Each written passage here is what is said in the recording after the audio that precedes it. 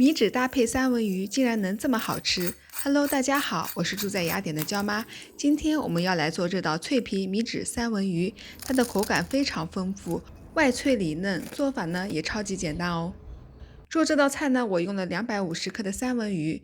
处理三文鱼的第一个重点呢，是要把三文鱼表面的水分用厨房纸擦干。这样做呢，可以有效的防止一会儿烹饪的时候米纸和鱼肉分离。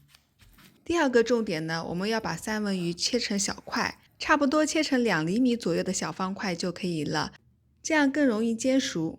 然后我们撒一点去腥用的黑胡椒粉，再加入小半勺的盐。我们把鱼肉充分的按摩一下，然后放在一旁腌制10分钟就可以了。我们取一张米纸，正反面呢都泡水1秒钟，常温水就可以了。泡好的米纸呢还是有一点韧性的，然后把它放在砧板上面，像这样子平铺上去。接着呢再铺上一张沾过水的米纸，稍微按压之后呢，我们放上1大勺腌制好的三文鱼，放在米纸的中央。我们用手呢把它稍微排成长方形的样子。三文鱼呢不要叠得太厚，然后把米纸呢把三文鱼包住。多出来的米纸呢，尽量往里面叠，或者剪掉一部分也是可以的。最后呢，米纸把三文鱼都包住，要保证鱼肉没有露出来的地方。像这样子叠好，叠成这样的一个小长方形，厚度差不多在2厘米就可以啦。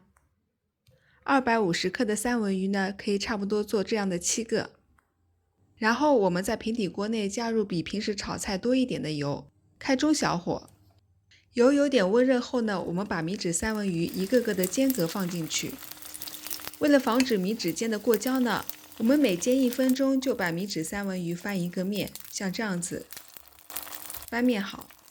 中途可以多转动一下平底锅，让底部的米纸呢都能沾满油。最近我的频道正在挑战米纸的100种做法，想要了解更多的朋友们可以点赞并订阅我的频道哦。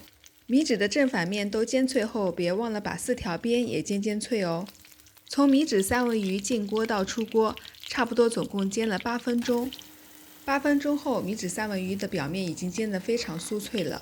然后呢，我们还要进行最后一步调味。我们在小碗里面加入差不多2勺量的蛋黄酱和2勺泰式甜辣酱，再加入少许的芥末，搅拌均匀一下。搅拌成这个样子，我们把调好的酱呢放入到一个保鲜袋里面，保鲜袋的底部呢插一个小口，然后像这样子装饰一下。最后再撒一点点干酪碎和一点点欧芹碎，这样呢一盆好看又好吃的脆皮米纸三文鱼就做好啦。这种做法呢小朋友都会特别喜欢。我女儿呀平时都不吃三文鱼的，今天都吃了好几块呢。好啦，今天就到这里啦。